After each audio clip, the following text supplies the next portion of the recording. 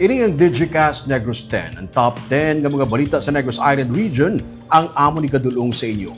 Yayin natin ang mga top stories of the day subong October 18, 2024. Low pressure area, ginamonitor sa pag-asa sa gawa sa PAR. Isa pang ka-LPA posible maporma kag masunod sa PAR sa weekend.